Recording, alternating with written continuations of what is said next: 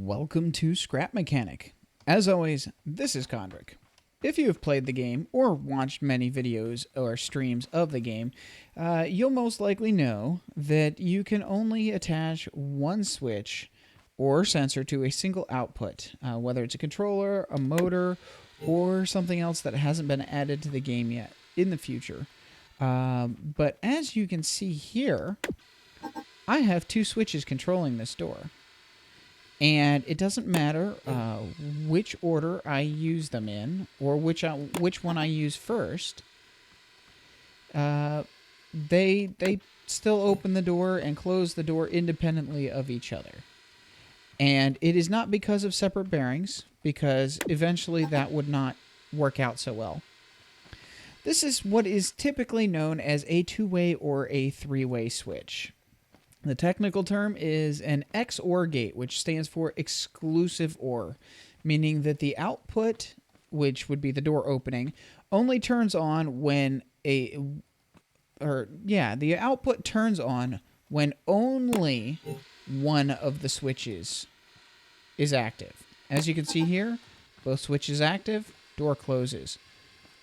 Either of the switches inactive with one of them being active and the door opens. When both inputs are on, the output is off. When both inputs are off, the output is off. The output stays off unless only a single one of the inputs is turned on.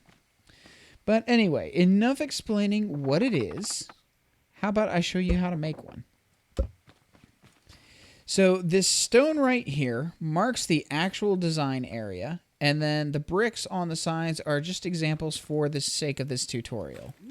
I've got this output sensor hooked to a controller, which will spin this block of wood when the switches are in the right positions. And you can see I already have the switches attached to the input controllers. But the actual gate design is very, very easy.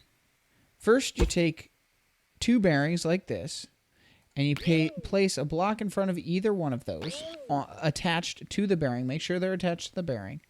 And then you place another bearing on those blocks as well. And we can go ahead and we attach a block to that bearing and drag it across. And then we attach a block to this bearing and also drag it across. And there you go. That is the build of the gate. But now if we open up the... I forgot to attach them. And then once you've built these, what you do is you attach each of the controllers to the bearing that is closest to it in line. And then you take that the same controller and attach across. Now once you've done that, once you've done that, make sure that the blue arrows are pointing inward so that the settings in the controllers themselves can be changed easily. And what you'll want to do is you'll go 30 and minus 15 on the first bearing, and then skip the default setting on the second bearing and set that to a positive 30 as well. And then go across to the other controller and do the exact same thing. Plus 30, minus 15, and then plus 30 on the second setting of the second bearing.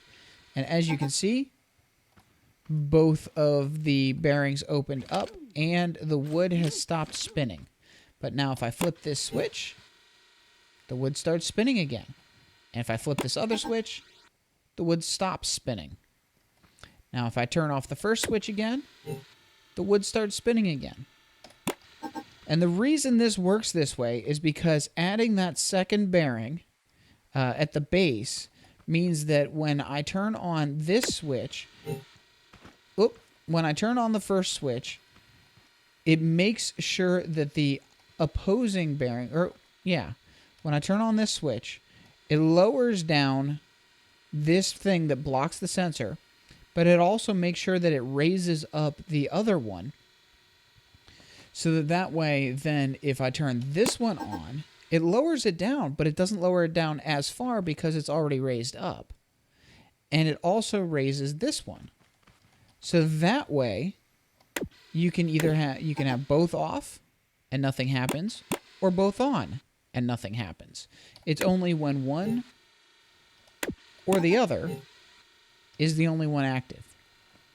So if you want a three-way switch to open a door from either side, that is the design that I have come up with. I welcome any other designs that other people have come up with.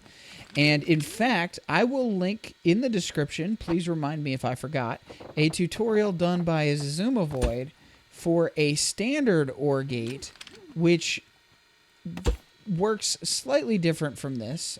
This is an exclusive OR gate, which means only one input can be active for the output to be active. The basic OR gate that Xisuma Void did a tutorial on, if one or both inputs are active, then the output will be active. So it's a different design. It works good if you're using sensors for doors. So go check that out. All credit to him for giving me the idea to expand his concept, which is very similar, into the design that I have just done the tutorial for. Anyway, as always, this has been Kondrik. We're Scrap Mechanics. I hope you enjoyed it. I'll see you next time, and have a great day.